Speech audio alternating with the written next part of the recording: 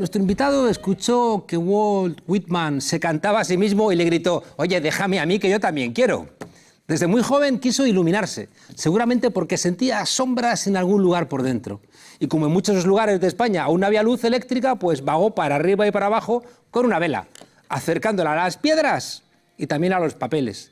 De paso, entendió que si le prendía fuego a lo que ardía, la luz purificadora moderaba su sombra, haciéndola más pequeñita.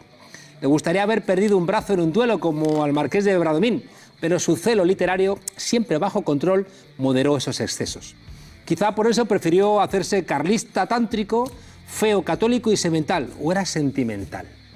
Decía Gramsci que hay que combatir a los adversarios políticamente donde son más débiles e intelectualmente donde son más fuertes. Y por eso hoy, en La Frontera, tenemos a Fernando Sánchez Dragó. Fernando. Hola, buenas noches, Juan Carlos. Buenas noches. Eres adversario.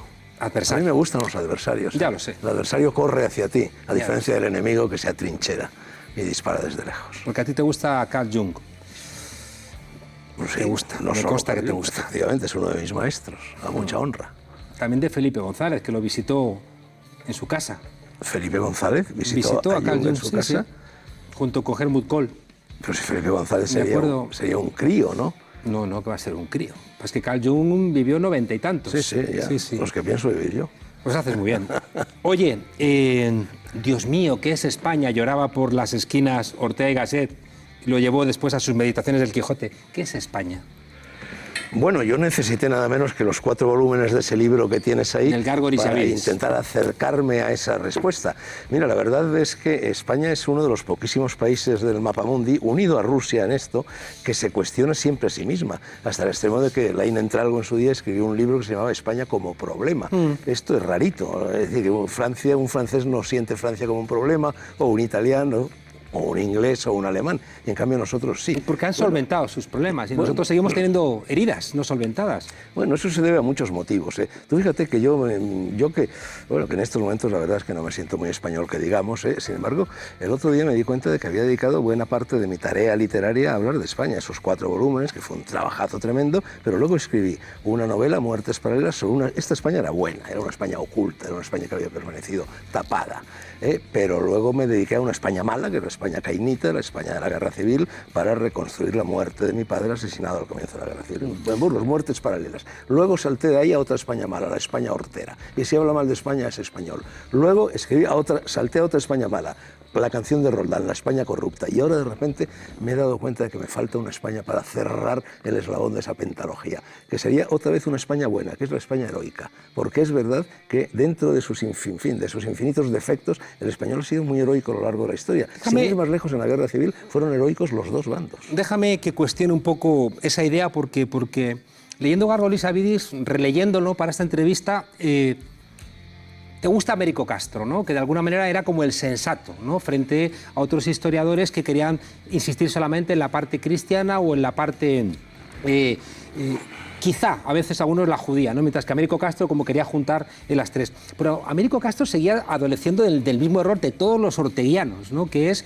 entender que hay una esencia de España, ¿no? Menéndez Pidal, que era un tipo sensato, en un libro Idea de España del año 49, decía que un tipo de la corte de Don Pelayo se sentiría genial en el Chamberí del siglo XX. Y dices, hombre... Bueno, eso que acabas de decir de Américo Castro lo digo yo también en mi Gárgoles y Avidis, pero bueno, que Américo Castro incorpora a esa esencia de España, por llamarlo de alguna manera, incorpora lo musulmán y lo judío, a diferencia de lo que hace Claudio Sánchez Albornoz, que en cambio para él España es romano-cristiana. Pero ¿no? Sigue hablando de las esencias, ¿no? Y dices, ¿pero qué esencia es esa? ¿No? Bueno, tú de alguna manera intentas... Por eso te digo que yo me distancio que ahí. os veo orteguianos. Digo, sí, pero... Bueno, yo soy bastante orteguiano. Claro, en el fondo seguís como buscando ahí como algo permanente en el tiempo. Bueno, es un libro interesantísimo que seguro que tú has leído, España invertebrada, de Ortega, donde sostiene que en realidad España no entró nunca en decadencia porque nunca fue grande. Es decir, nunca llegó a vertebrarse. Y es verdad, España no se vertebró. Tú fíjate que la unidad de España nace del matrimonio entre los reyes católicos, Isabel y Fernando, y es por lo tanto una unidad que se forja palaciegamente, se forma de arriba abajo y no de abajo arriba. Cuando muere Isabel la Católica, Fernando el Católico se contrae segundas nupcias con doña Germana de Foix, una una princesa centroeuropea, y no consigue tener descendencia, aunque hace todos los esfuerzos posibles. Si hubiera nacido un hijo varón de ese segundo matrimonio de Fernando el Católico, Aragón y Cataluña por una parte y Castilla por otra se hubieran vuelto a separar, con lo cual estaríamos en un país completamente distinto al que estamos en estos momentos. De hecho, tú lo matas en el libro por tomarse un ungüento de testículos de toro. Yo no, lo matan Mártir de Anglería y Galindo de Carvajal, que eran los dos cronistas oficiales de la corte de los Reyes Católicos. Se lo llevaron a un pabellón de caza en Carrioncillo de los Condes para encerrarlo allí con su mujer y que estuviera folgando con ella todo un fin de semana. Le atizaron un potaje frío de testículos de toro y palmó el pobre. En fin, hay una cosa que sí que permanece en la historia de nuestro país y que es lo que genera, creo que también la gran discusión historiográfica en el siglo XIX, que es la Inquisición.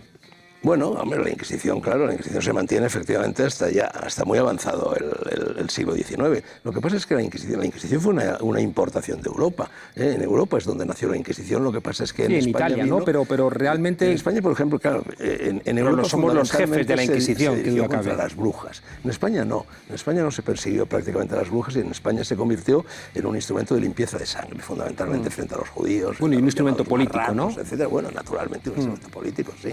Claro, te lo planteo esto porque la Inquisición de alguna manera explica esa intervención, ¿no?, de lo religioso en la política española de siempre. La Inquisición implica también ese atraso, ¿no?, secular que hemos tenido en el desarrollo científico. La Inquisición explica de alguna manera ese inmovilismo, ¿no?, de la monarquía española. Y por tanto, la Inquisición se convierte en un espacio que apunta directamente a los Reyes Católicos como responsables también del atraso de nuestro país. Sí, tienes razón en todo lo que dices, vamos, lo suscribo. Entonces ahí no vamos a discutir.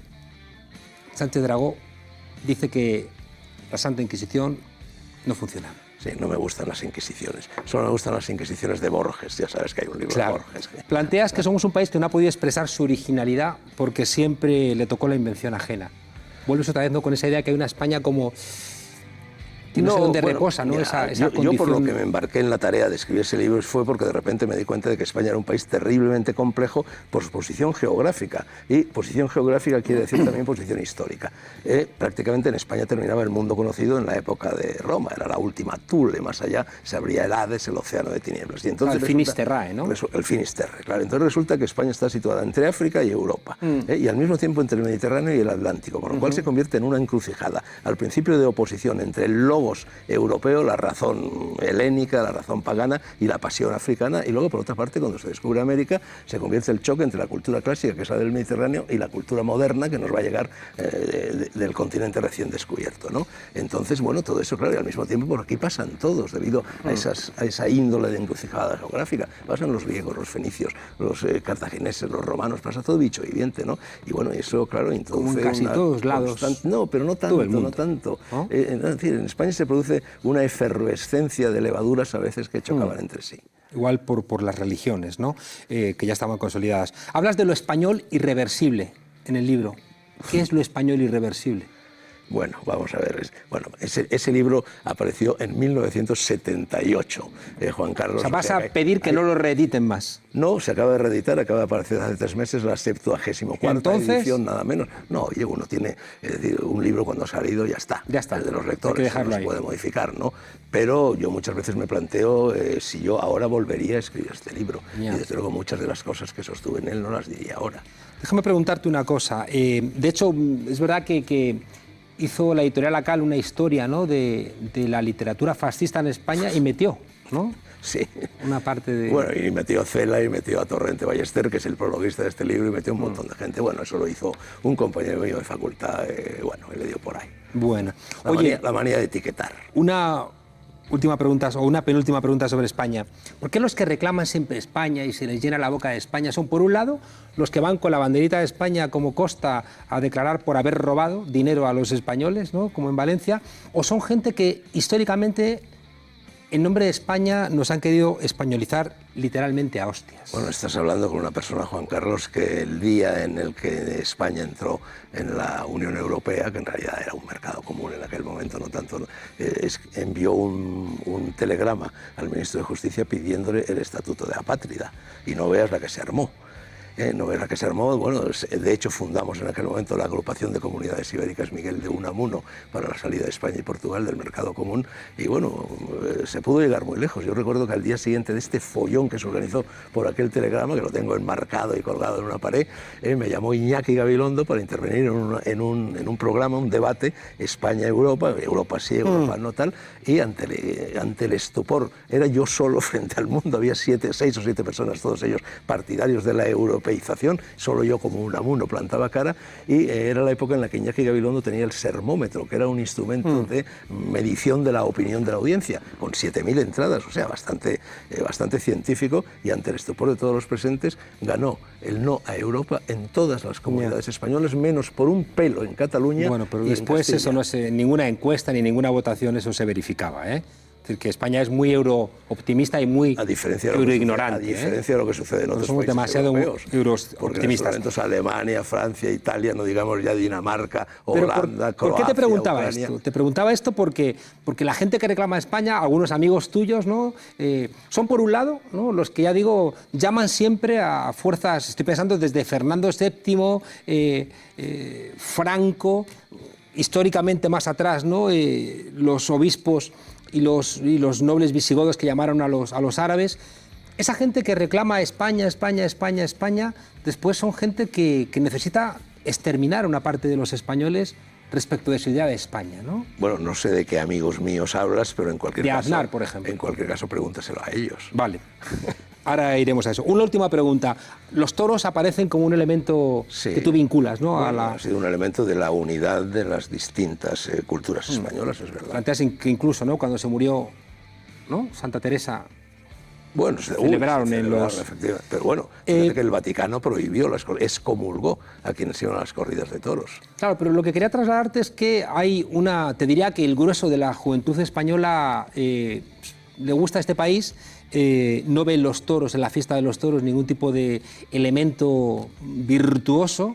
Hablan idiomas, se respetan a sí mismos más que sus abuelos y abjuran, ¿no?, de esa vinculación de España con matar toros. Me lo preguntas, Juan Carlos, prácticamente casi el mismo día en el que empieza la Feria de San Isidro, y nada menos que 600.000 personas van a pasar por la Plaza de Toros de las Ventas en esas fechas, muchos de ellos jóvenes. Yo te invité el año pasado, ¿recuerdas? Sí, y te dije que te agradecía la invitación, pero por mi sensibilidad con los animales.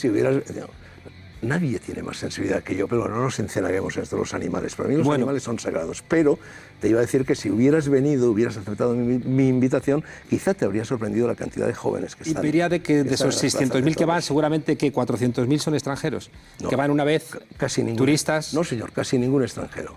No vas a encontrar extranjeros en la Feria de San Isidro. ¿Pero hay turistas? Poquísimos, poquísimos. Los turistas apenas van a los toros.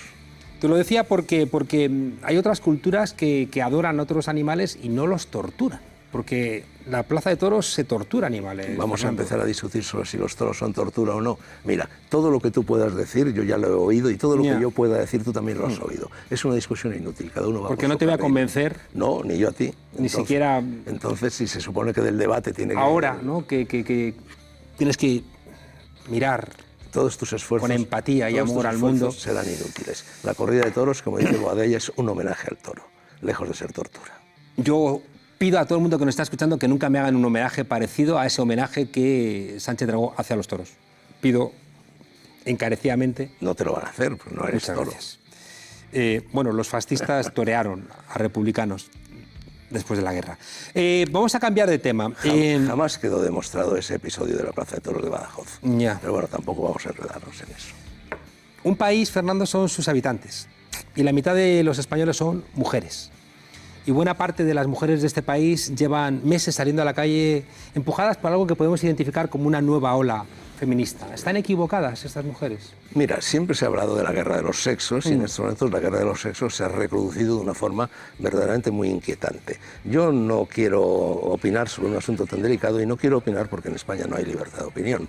En España hay libertad de impresión y teóricamente de expresión, pero para que haya libertad de opinión tiene que ir acompañada, cuando alguien expresa una opinión, tiene que ir acompañado del respeto. Entonces, en este momento en España no se respetan las opiniones ajenas, por lo tanto es un asunto muy delicado, sobre el cual yo voy a escribir el próximo domingo en mi columna del Mundo y yo hasta ahora no me he pronunciado. En cualquier caso, yo creo que puesto que los hombres y las mujeres son, bueno, formamos parte de, en fin, de una misma especie, pero al mismo tiempo somos muy diferentes. Los hombres de las mujeres, ya sabes, los dos hemisferios del cerebro, el uno los números, el otro las letras, el uno las razones, el otro las emociones, el uno la capacidad de análisis. ¿Qué crees que eso es más biológico que cultural? Etcétera. Hay una diferencia biológica notable y entonces yo creo que, puesto que estamos condenados, puesto que la mitad de la humanidad son mujeres y la otra mitad son hombres, bueno, que deberíamos hacer todo lo posible para entendernos y no para desencadenar guerras. En vez de una condena que sea como un encuentro, ¿no?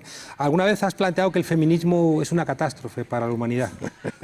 Bueno, vamos a ver, mira, a mí me gustaría distinguir entre...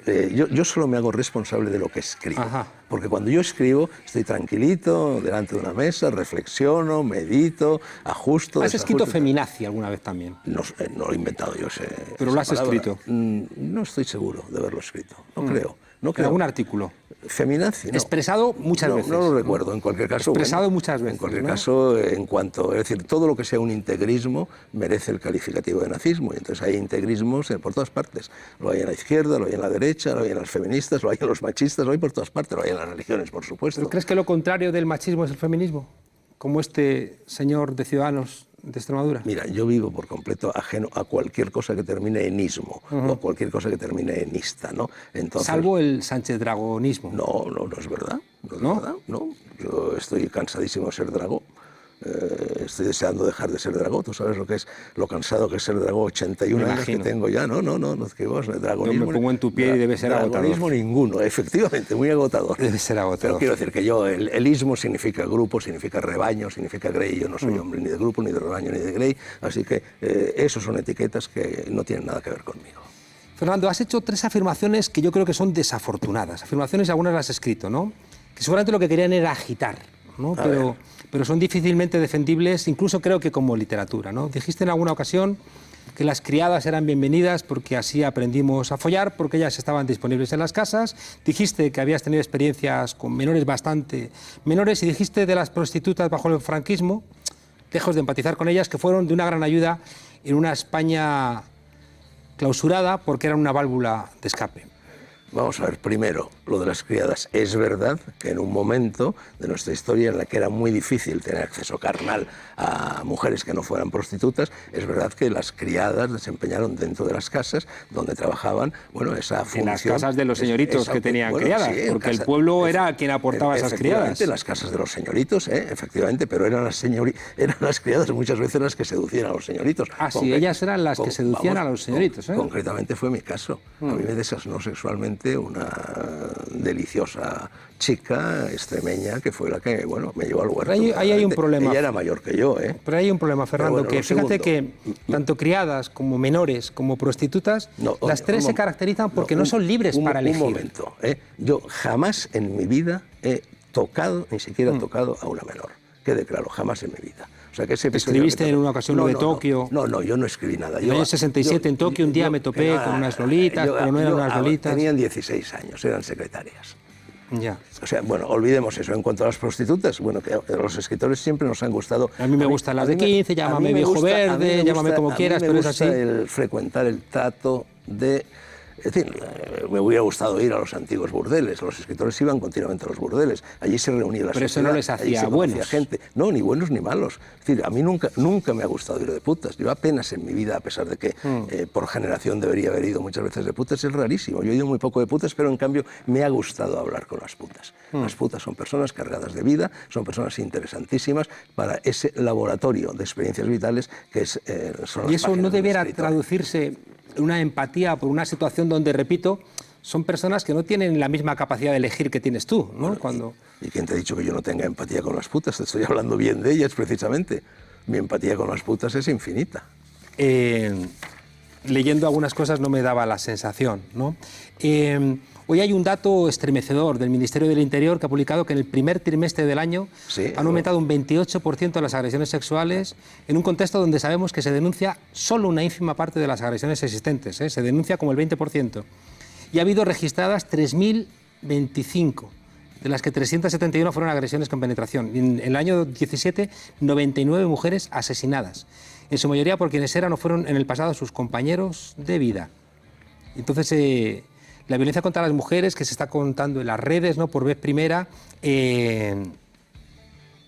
está fallando algo, ¿no?, en los hombres. Bueno, está fallando algo en la sociedad. Realmente, pero no en las mujeres, en los hombres. Realmente la causa remota de lo que está sucediendo y de los energúmenos estos de la manada y todas estas cosas, la causa remota es lo que yo llamo la cultura del botellón. Es decir, una cultura en la cual han desaparecido todos los valores morales, ha desaparecido el principio de autoridad. No hablo de autoritarismo, hablo de autoridad moral. Entonces el todo vale, en fin, es este relativismo, y entonces ahí, como un fruto pocho de todo esto, emerge esta agresividad hacia las mujeres. No colaboramos cuando de alguna manera queremos convertir en literatura todo esto. Cuanto más hablemos en televisión de estos problemas, más casos como esos que has citado habrá, porque en este momento se produce constantemente un mimetismo de las cosas que aparecen en televisión. La gente, en esta época delirante que estamos viviendo, con tal de salir en televisión, está dispuesta a hacer cosas verdaderamente disparatadas y horrendas. Pero fíjate que las mujeres lo que están haciendo es lo contrario, ¿no? Entonces, si siguiéramos esa lógica, Fernando, lo que ha puesto en marcha, ¿no?, Virginia de Público y Cristina Fallarás, ¿no?, de ese Cuéntalo, habría que silenciarlo. Bueno, el otro día silenciarlo yo no lo he silenciado jamás. El otro día tú participaste en uno de esos encuentros eleusinos de carácter filosófico que yo organizo, y estabas tú y Cristina Fallarás. Pero por eso digo, pero estoy planteando que en ese Cuéntalo, es decir, esa invitación a las mujeres a que cuenten, ¿no?, las agresiones sexuales cotidianas, incluso en el seno familiar, tienen que callarse.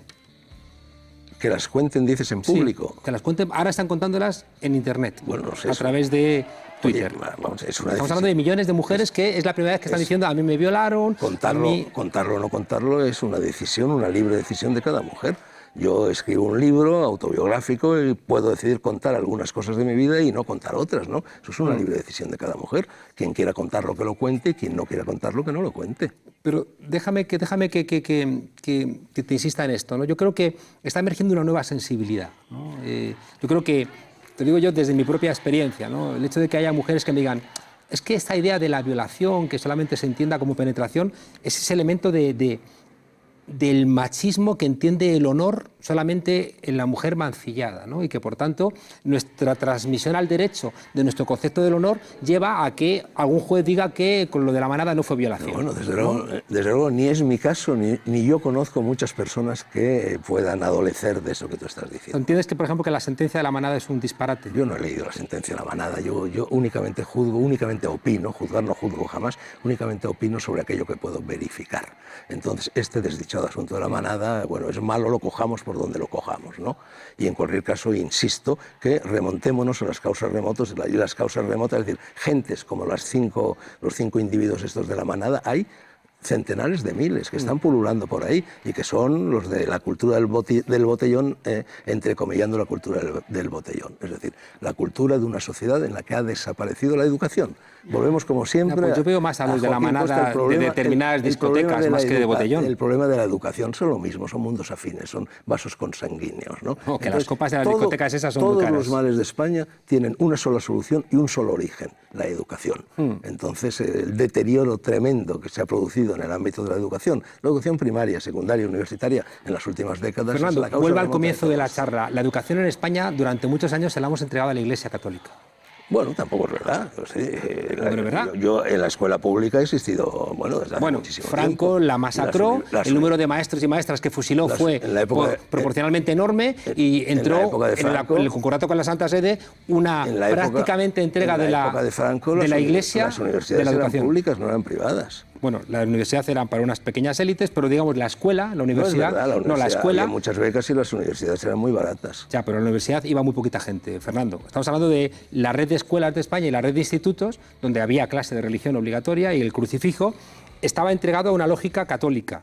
Y, por tanto, volvemos a la pregunta. Mira, como dices que hagamos educación... En la universidad existían las llamadas Tres Marías, que eran gimnasia, educación política, formación del espíritu nacional se llamaba, y religión. No se daban esas clases. Yo nunca fui a una clase ni de gramática, ni de... ¿En el colegio te refieres o en la universidad? En el colegio sí había clase. Pues lo importante es el colegio, has dicho la educación. La educación de la universidad es la educación superior. No, en el colegio, vamos a ver, en el colegio de formación del espíritu nacional, desde luego al colegio al que yo fui, jamás se nos dio una clase. Misa una vez a la semana. Misa había que ir obligatoria. Una vez a la semana. Y si no ibas, te llevaban a hostias.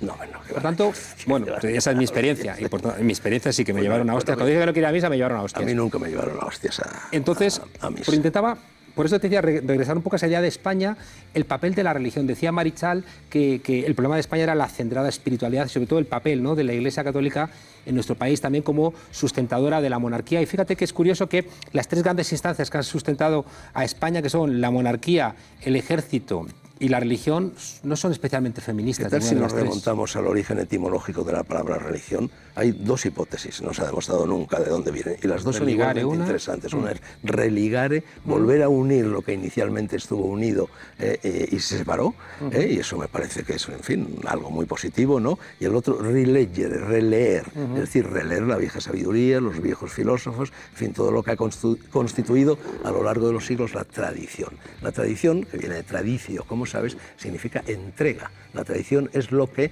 el abuelo entregaba al nieto, el maestro entregaba al aprendiz, el filósofo entregaba al discípulo, etcétera, etcétera. Y eso es lo que en Roma se llamaba la aurea catena, la cadena dorada. En este siglo, en las últimas décadas, se ha producido una ruptura de la cadena dorada, una ruptura de la tradición, y entonces los jóvenes están completamente desorientados y dando bandazos porque no han tenido maestros. La tradición era de la Iglesia Católica de Juan Pablo II. La tradición no es la de la Iglesia Católica, la tradición es algo que se remonta a Eleusis, precisamente, que se remonta a Homero, que se remonta a la tragedia griega, que se remonta incluso a Egipto. No, comparte la idea de Ramón Carande, de que en España ha habido muchos retrocesos. Por supuesto, pero en la historia universal también. Es que la historia universal, es decir, hay un concepto cristiano de la historia universal basado en el juicio final, que es un dardo que avanza en el tiempo. Y en cambio hay otro concepto que es el oriental, donde no hay una creación ex nihilo del mundo y tampoco hay un final del mundo, una batalla de Armagedón. Entonces ahí la historia es circular, es cíclica. Es lo que decía Azorín, vivir es ver volver. Y efectivamente estamos viendo muchas cosas. Fernando, de Aznar, entramos en un tercer bloque. Dijiste de Aznar que era un lector de temple excepcional. Y remataste diciendo Aznar es el mejor jefe de gobierno de toda la historia de España. De toda la historia de España, no, de la democracia, sí. El que dijo que Felipe II había empezado la pelea contra Al-Qaeda en Lepanto. Bueno, sí. Es como decir que David Crockett paró los pies al Che Guevara en el Álamo. Es verdad. En Lepanto, efectivamente, se planteó la misma ruptura entre la religión cristiana y el islam que se está planteando en estos momentos. La pararon también los rusos. O sea, ¿consideras que la comparación es válida? La pararon también los albaneses, Jorge Skandenberg, etc. Sí. Y Aznar, terminabas tú diciendo que, al enumerar su temple excepcional como buen lector y excelso político, que era comparable a Berlusconi. No sé si es la más acertada de las comparaciones. Bueno, mira, visto un poco cómo ha desembocado la vida de Berlusconi. ¿Tú has leído la vida de los 12 Césares de Suetonio? He leído una parte sustancial. Pues tú lees a Suetonio y te das cuenta de que Berlusconi es un personaje más de los 12 Césares. Lo que hacía Berlusconi es más o menos lo mismo que hacía Tiberio en Capri. Entonces, bueno, a mí me divertía esta continuidad. Yo creo que los pueblos tienen un núcleo duro, por lo cual tienden efectivamente a repetir ciertos esquemas, ¿no? Entonces el esquema del Imperio Romano se reproduce una y otra vez en Italia, de la misma manera que el esquema del zar se reproduce una y otra vez en Rusia, o que el esquema del emperador y el mandarín se reproduce en China. Entonces me divertía Berlusconi. Aznar, Fernando, nos metió en la guerra de Irak, nos convirtió en un objetivo, sentó las bases de toda la corrupción que hay ahora mismo en España, nombró a Rato, que es un tipo que robó hasta cuando fue al Fondo Monetario Internacional. Hombre, Aznar... Perdona, Aznar cometió un error que fue lo de la guerra. Yo estuve en las manifestaciones contra la guerra. Nombrar a Rato, y liberar el suelo, y la especulación urbanística, y los tesoreros de Aznar robaron. Y Felipe González, da igual, la corrupción arranca de la época de Felipe González. A mí del PSOE y el PP me parece que hacen cosas muy parecidas. No me interesa ninguno de los dos como opciones políticas. Pero digo, me refería a Aznar porque es el que has hecho una defensa como si fuera... Bueno, Claudio, como si fuera, no sé, los años de Aznar, Pericles, los años de Aznar fueron efectivamente, así lo creo, los mejores años de la historia, de la etapa de la historia de España que arranca de la muerte de Franco. Y no somos que todo lo que se hizo ahí son los lodos actuales que tenemos de corrupción, de un mercado de trabajo que no se desarrolla, de la burbuja especulativa, de las privatizaciones, de la pérdida de las cajas de ahorro. Es que todo eso está en el gobierno de Aznar. No sé por qué lo veis ahí como... Y en el de Felipe González, y está en la historia de España. Y está en el Conde Duque de Olivares. Yo suelo decir, y lo he dicho en bastantes ocasiones, que España es, junto a Italia, el país del mundo donde hay más sinvergüenzas por metro cuadrado. Y claro, eso lo que pasa es que de siempre. No me pasa como cuando leo El Garo de Savidis. y los arquetipos, ¿no? Son cosas que no son falsables, no puedes demostrar, ¿no? La culpa de todo la tiene el conde duque de Olivares. Demuéstrame que lo que acabo de decir no es verdad, ¿no? No, yo no he dicho que la culpa la tenga el conde duque de Olivares, he dicho que ya en la época del conde duque de Olivares se producían fenómenos muy parecidos a los que estamos viviendo en España. Dijiste, entre los políticos españoles el que me parece que tiene más solidez y más futuro es Esperanza Aguirre. Eres un lince. Efectivamente, Esperanza Aguirre ha sido una de las mejores cabezas políticas que ha dado este país. Lo que pasa es que evidentemente se equivocó eligiendo a sus colaboradores de medio a medio. No es pequeño error. Bueno, es un error. Es decir, que todas sus manos derechas, todas en la cárcel por ladrones. Hombre, ya. Sus manos derechas, cuando Esperanza Aguirre era una mujer que llegaba a un sitio, no le gustaba la pintura y mandaba cambiarla. Ella no va a acabar en la cárcel porque ella no se ha lucrado. ¿Tú estás convencido de que ella no tiene nada que ver con los casos de corrupción que prácticamente el 100% de sus colaboradores sí que tenían? Mira, completamente convencido no lo puedo estar, porque es que además yo dedico mi atención a otras cosas. Monedero. Ya. Oye, es que a mí la política me interesa muy poco. Un carajo. Yo no tengo información. Bueno, es que a mí lo que me interesa es la literatura. Pero nos y yo interesa, dedico todo Fernando, mi tiempo a escribir una obra literaria. Nos interesan los liberales en España. La palabra, de hecho, nos la inventamos, ¿no? Es del castellano. Y los liberales en España son flojitos. Así, también en la época de la Constitución de Cádiz. No, ahí eran un poco más sensatos. Mira, liberal, por eso Fernando VII fusiló a unos cuantos de ellos. La palabra liberal tiene también muchas connotaciones etimológicas. Una de ellas, elemental, clarísima, está vinculada a la idea de libertad. A mí lo que me interesa del liberalismo es su vinculación con la idea de libertad, no lo demás. A mí la economía no me interesa, ni poco, ni mucho, ni nada. Una idea muy literaria. José Antonio Primo de Rivera. ¿No? Bueno, de alguna manera es una figura que te ha... En mi novela Muertes Paralelas yo trazo un paralelismo entre la muerte de mi padre. Mi padre era un hombre de derechas, era del partido de Antonio Maura, al cual, sin embargo, lo mata la derecha en Burgos. José Antonio, en realidad, era un hombre de izquierdas que propone, como tú sabes muy bien desde la cárcel de Alicante, la formación de un gobierno nacional en el que estaba Indalecio Prieto, en el que estaba Gregorio Marañón, en el que estaba Ortega y Gasset, etcétera, etcétera, y llega incluso a, bueno, el inmediato cese de las hostilidades, y llega incluso a proponer algo que ni siquiera la izquierda se ha atrevido a proponer, que es la nacionalización de la banca. Con esto te quiero decir que José Antonio, que en realidad era un hombre de izquierdas, es asesinado por la izquierda, y mi padre, que en realidad era un hombre de derechas, es asesinado por la derecha. Estos son los atroces equívocos que se producen. ¿Cómo explicamos que el nombre de José Antonio se diera paseillo a decenas de miles de españoles? No, eso no fue el nombre de José Antonio, eso fue el nombre... Bueno, los falangistas fueron responsables de una parte importante de la represión. Hubo dos falanges. Una, la falange josé antoniana, y otra, la falange que se incorporó masivamente y fue utilizada por Franco. Fue el régimen de Franco el que llevó a cabo esas muertes y no José Antonio. Con José Antonio no habrían sucedido. ¿Ves de alguna manera en la figura de Primo de Rivera una recuperación de una idea de España con la que te sientes identificado? Mira, es decir, yo tengo buenas relaciones con chicos de la falange auténtica, bueno, chicos que ya son bastante mayorcitos, y siempre les digo, bueno, por lo pronto, que sois los últimos rojos de España, efectivamente son muy rojos, excepto en dos cosas que yo no comparto. Una es el patriotismo, yo no soy un patriota, y otra es el cristianismo, yo no soy cristiano. Pero son muy libres ellos de ser patriotas y cristianos si quieren serlo. La democracia no es política. Azaña era un patriota también, Yo no tengo idea con la patria, si la patria es, no sé, cuidarnos entre nosotros, si la patria es sentirnos orgullosos de los mejores gestos, ¿no? De los mejores de nuestro pasado, ¿no? Esa patria no es un problema. Monedero, yo no tengo ni Dios, ni patria, ni rey. Salvo Fernando Sánchez. No, Fernando Sánchez Dragó, ¿qué va? Nada, Fernando Sánchez Dragó es uno más. La democracia. No te veo yo muy convencido a ti de la democracia, en el sentido de que... De la democracia por sufragio universal no estoy convencido en absoluto. Que el voto de todo el mundo no vale lo mismo. No, efectivamente. Dices que la gente que ve telebasura... Efectivamente, no. Yo soy partidario de la democracia ateniense. Tú ya sabes que la democracia ateniense tenían derecho a voto los ciudadanos. O sea, que para ti... Los aristoi. ¿Quiénes eran los aristoi? ¿Los aristócratas? No. Te veo... Eran las personas que habían superado un examen durísimo que era la paideia. Te veo coherente. ¿Me dejas terminar? Por supuesto. Estas eran las personas que por lo pronto tenían conocimiento de causa. En segundo lugar, tenían un interés por la cosa pública. Y en tercer lugar, creían que había personas que debido a su desinterés por la cosa pública y al hecho de que no se hubieran sometido al férreo examen de la paideia, tenían que ser misericordiosamente gobernados. Pero no tenían que tener voz y voto en los asuntos de la República. Yo creo que eres coherente, porque la Grecia clásica que te sirve de modelo no votaban las mujeres.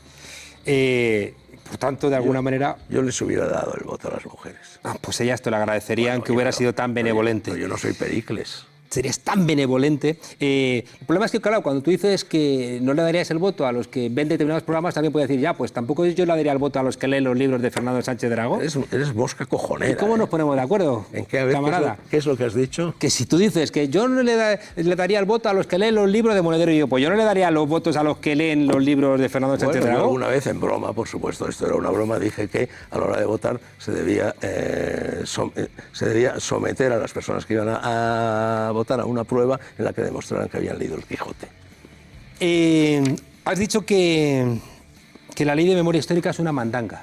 La ley de memoria histórica reabre viejas cicatrices, viejas heridas. Es decir, por lo pronto la memoria histórica, eso no existe. ¿Qué es la memoria histórica? La historia es por definición memoria en sí mismo, y la memoria, en cualquier caso, la memoria de cada persona es selectiva, y cada uno recuerda las cosas de distinta manera. La memoria histórica es la conciencia colectiva hurtada por el relato oficial de la memoria. No, es que la conciencia colectiva no es colectiva. Es que habrá media España que la suya ese relato histórico, y habrá otra media España que no lo hace. Y de hecho es así. ¿Te parece que es una mandanga? A los libros que se han escrito sobre la guerra. ¿Te parece que es una mandanga que una abuela pueda enterrar a su padre que estaba en una cuneta o que está al lado de su asesino, ¿no?, en el Valle de los Caídos? ¿Crees que eso es una mandanga? No, ¿Crees que...? Yo no he dicho nunca, no he utilizado nunca la palabra mandanga. Cualquier persona tiene derecho a enterrar a sus muertos. Pero has dicho que la ley de memoria histórica es una mandanga. Oye, y la ley de memoria histórica es la que permite enterrar a los muertos. Tú sabes, yo he ido ayer digo, sí, al archivo de memoria histórica de Salamanca a buscar datos sobre mi padre. Fernando, pero tú no eres la medida del mundo. Estoy intentando encontrar el cadáver de mi padre, sí. O sea, que mal podría haber dicho eso que tú me Pero la ley de memoria histórica, en esa rabia que tú tenías frente a lo que casi cualquier cosa que hacía Zapatero, y la ley de memoria histórica... Perdona, yo si hay algo que no soy es rabioso. Bueno, yo estoy siempre de buen humor, siempre contento, siempre sonriente. La rabia me es ajena por completo. La ley de memoria histórica, de alguna manera, os ha enfurecido a muchos, aunque no tengáis rabia, pero y habéis disparado mucho contra... Y luego uno que es bastante más tontorrón que vosotros, que es Pablo Casado, repite, ¿no?, lo de las batallas del abuelito, el Carca. Pero a mí me emociona ver una abuela... Pablo Casado es uno que lleva toda la vida y viene a regenerar al PP de Madrid. Pero lo relevante, una abuela que está esperando encontrar los huesos de su padre, de su hermano. La ley de memoria histórica es la que se lo va a permitir. O sea, es una mandanga saber dónde está enterrado Lorca. No, saber dónde están los huesos de Lorca. La ley de memoria histórica no se lo va a permitir.